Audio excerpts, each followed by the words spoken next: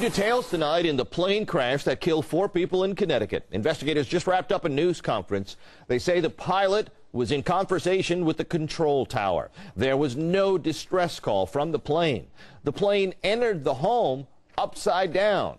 Investigators have now recovered the aircraft and taken it to an off-site location for review.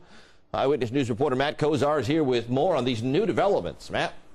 Joe, the medical examiner is working to identify the 4 bodies found in the wreckage. They discovered 2 inside the plane and 2 inside one of the homes. As you mentioned, Joe, the plane has been removed from the scene. It is being examined as investigators work to figure out what caused this twin-engine prop plane to crash into a suburban neighborhood.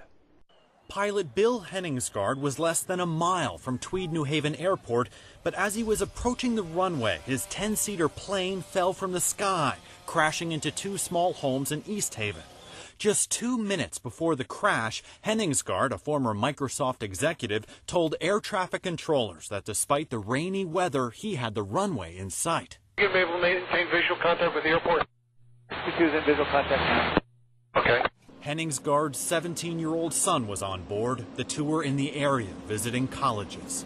Children in the house. When the plane sliced into these homes Friday morning, engulfing them in flames and turning the neighborhood into an inferno, residents tried to rescue 2 young children stuck inside one of the homes, ages 1 and 13. I pulled out a couple dresser drawers and threw them, and then the electricity started to explode. Retired school teacher Dave Esposito ran into the burning home to try and rescue the 2 children, but he couldn't find them. I asked where they were. She's upstairs, and I went upstairs and flipped over the beds and then flipped over a crib and looked in the closet and couldn't find anybody. There was nothing. The National Transportation Safety Board is investigating what happened. This plane, like most small prop planes, was not carrying a data recorder or a black box, but it did have a special piece of equipment that is critical to the investigation.